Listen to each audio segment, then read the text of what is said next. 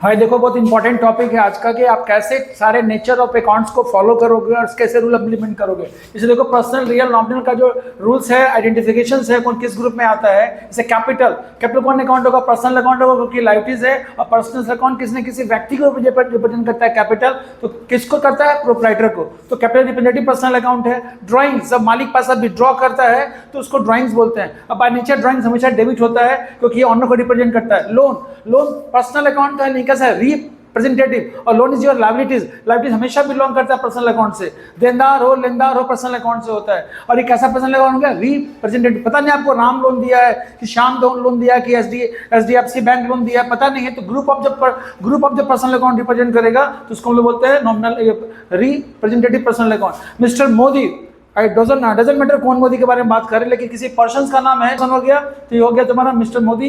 क्या नाम हो गया, पर्सनल अकाउंट हो गया, किसी पर्सन से बिलोंग करता है। परचेज अकाउंट, जब भी माल खरीदते हैं हम लोग तो गुड्स का रिकॉर्ड नहीं होता, परचेज तो हमेशा क्या होगा, नॉमिनल अकाउंट होगा। सेल्स इनकम है, नॉमिनल अकाउंट होगा, हमेशा बाय नेचर क्रेडिट होगा।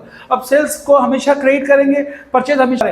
डेटर, किसी का मेरा पैसा बाकी है, वो फर्म या कंपनी को कुछ भी हो सकता है तो पर्सनल अकाउंट होगा। क्रेडिटर, कोई व्यक्ति हो सकता है, कोई फर्म, कोई कंपनी, लाइबिलिटीज है, पर्सनल अकाउंट होगा। तो डेटर बाय नेचर डेबिट होता है, क्रेडिटर बाय नेचर हमेशा क्रेडिट होगा। अब both are belong to the personal account. फिर आउटस्टैंडिंग सैलरी, तो सैलरी नॉमिनल अकाउंट है, लेकिन जहां आउटस्टैंडिंग लग जाए, प्रीपेड लग जाए, एक्रूड लग जाए, इसका मतलब हो गया वो पर्सनल अकाउंट हो गया। ग्रुप ऑफ क्या करते हैं, पर्सन को रिप्रेजेंट करता है, तो पर्सनल अकाउंट होगा।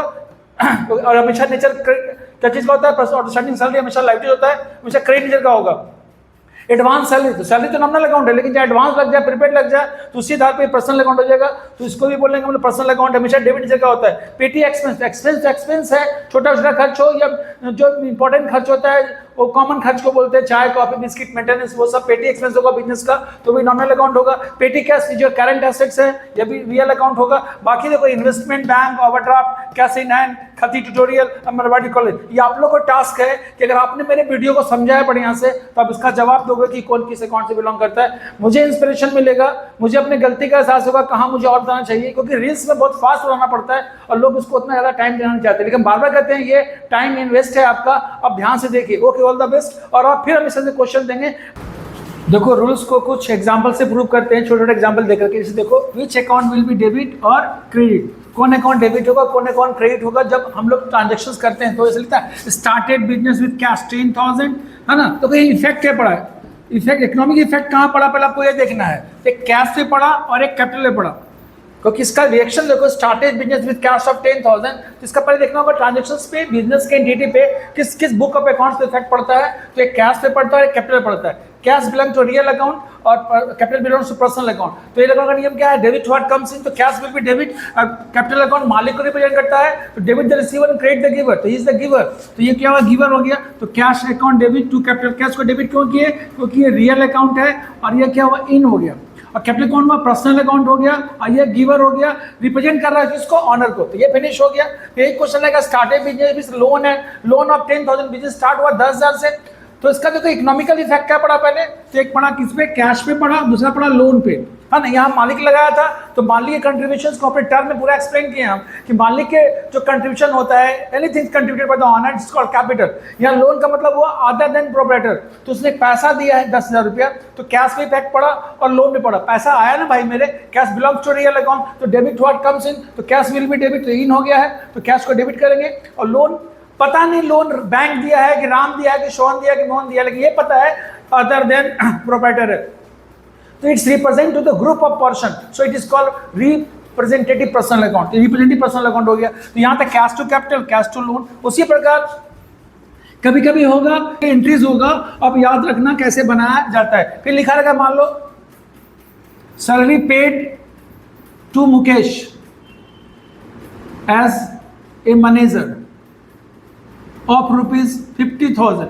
अब ध्यान देना, सैलरी पे की है मुकेश को, जो मेरे यहाँ मैनेजर है, मैनेजर हो भाई, क्लर्क हो, गार्ड हो, स्वीपर, डजंट मैटर, आपने सर्विस लिया, दिस इज एक्सपेंसेस, क्योंकि सैलरी अकाउंटिंग पीरियड हर साल होता है, उसको बार बार पे करना पड़ता है, it belongs to nominal account. तो एक सैलरी पे इफेक्ट पड़ा और एक दूसरा पेड हुआ है, तो एक सैलरी पे पड़ा है, दूसरा कहाँ पड़ा है, कैश पे पड़ा है। सैलरी क्या है, नॉमिनल अकाउंट है, क्योंकि ये एक्सपेंसेस है, तो डेफिनेटली ये डेबिट कर देना। और कैश रियल अकाउंट है, और मेरे पास से क्या हो रहा है, ये गोज आउट, जा रहा है, तो क्रेडिट होगा। अब इसी को फॉर्मूला में लिखना, salary account debit to cash. अगर लिखने का मन होगा तो क्या होगा, salary account debit to cash. लेकिन देखो यार अकाउंट से इसको रट्टा नहीं मारना, समझने की कोशिश करना। रट के आप कभी एक अच्छा अकाउंटिंग नॉलेज गेन नहीं कर सकते, आपको उसके बेसिक्स को समझना होगा। और हम बार बार कर रहे हैं, अगर आपने लकली बहुत स्ट्रांग रखना पड़ेगा। सब सब्जेक्ट तो पढ़ना ही होगा, लेकिन अकाउंट्स ही आपका कैरियर बिल्डअप में काम देगा। अब सब अच्छा है, इकोनॉमिक्स अच्छा है, मैथ अच्छा है, अकाउंट से पुअर है, तो आप किसी काम के नहीं हो। इसलिए अकाउंट्स का होना बहुत जरूरी है, ताकि अकाउंट के बहुत सारे ब्रांचेस हैं। अप टू ग्रेजुएशन आपको फाइनेंशियल अकाउंटिंग पढ़ना होगा, एडवांस अकाउंटिंग पढ़ना होगा, कॉस्टिंग अकाउंटिंग पढ़ना होगा, टैक्स अकाउंटिंग पढ़ना होगा, मैनेजमेंट अकाउंटिंग पढ़ना होगा, गवर्नमेंट अकाउंटिंग पढ़ना होगा। तो सब चीज तो यार अकाउंट्स पे ही है, नो कॉम्प्रोमाइज, आपको मेहनत तो करना ही होगा। ठीक है, हमने एक एग्जांपल और भी है, जिस started business with cash of 2 lakhs and 50,000, and इसमें लिखता है and out of which ₹50,000 taken from bank as a loan. 2 lakh से स्टार्ट हुआ बिजनेस, उसमें से कहता है 50,000 रुपये बैंक से लोन लिया गया। तो देखो पैसा तो मेरे पास 2 लाख रुपए आया, तो cash account debit real account से बिलोंग करता है। व्हाट कम्स इन, तो लिक्विड आया कैश, तो cash account debit in your business entities में आया है। और इस गिवर 2 शख्स से, एक प्रोप्राइटर, दूसरा थर्ड पार्टी जैसे बैंक। तो कैपिटल हो गया और क्या हो गया, बैंक लोन। ये भी पर्सनल अकाउंट है, ये भी पर्सनल अकाउंट है। इसको भी पर्सनल अकाउंट से ट्रीटमेंट किया है, इसको भी पर्सनल अकाउंट से किया है। क्रेडिट द गिवर, बस याद रखना एक इंटरनल लाइबिलिटीज है और एक एक्सटर्नल है। तो पैसा आया कितना, 2 लाख, तो cash account debit 2 lakhs rupees and capital to bank loan. ठीक है, ओके, थैंक यू।